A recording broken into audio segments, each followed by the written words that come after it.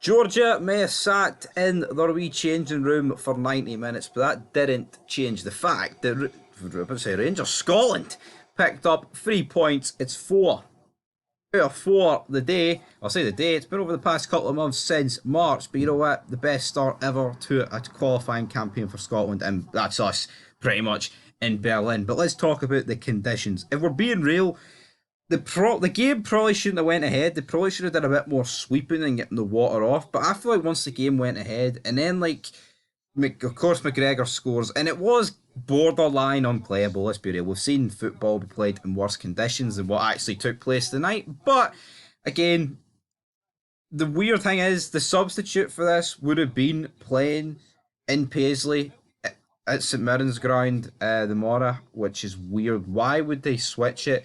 Is it a UEFA rule that if a game gets abandoned in a stadium, they have to change it to a different venue? I don't know. I don't know why they wouldn't pick Ibrox or Celtic Park for the game. I don't know why they would go to like a 10,000 seater or 12, 15, whatever's happening down in Paisley. But that's what happened. That's what apparently was going to happen. Then we got all the ground staff coming on. We got people all shapes and sizes, man. About 400 people trying to get all the water off the pitch. And then it was literally from what? From about 1951, so about 9 minutes to 7. There was a bit of a VAR check, but then it appeared it was on an iPad, and we're thinking here, this is like the weirdest VAR check of all time. So he does that on the iPad. Turns out it was more of a well-being check on the pitch.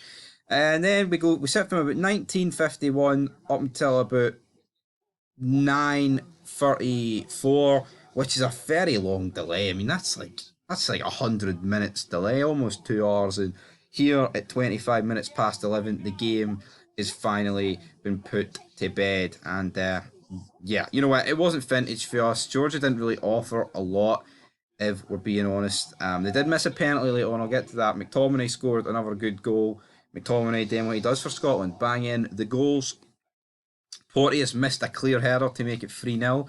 It was good to see like Kevin Nisbet make an appearance. I would have liked to have seen Shankland to come on, but if you look at if you look at the water there when Porteous goes down, you can see why the game got finged off. But holy shit, Moldova beat Poland 3-2.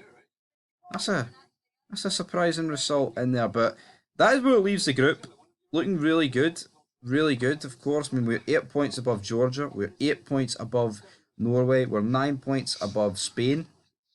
But to be fair, Spain, of course, have got 2 games in hand. Georgia were undefeated since October 2021.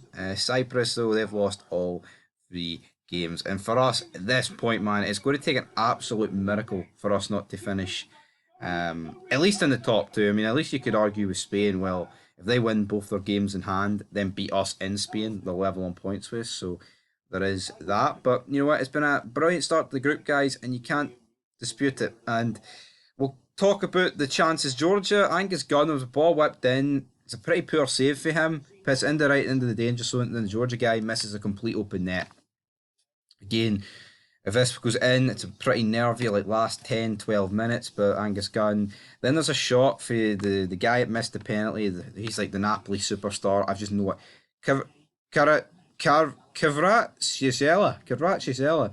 I don't know if that's how you say his name, but that's what it is. He blazed the chance over. They get a penalty, hits off Hickey's arm about here, but as Michael Stewart said, don't really agree with him often. He doesn't think it's a penalty, but he can understand why it could be given.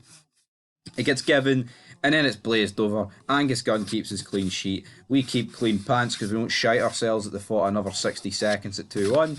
And there we go, guys. So, lovely jubbly. 2-0 to Scotland, and top of the group, loving life. We'll see you in Germany. Peace.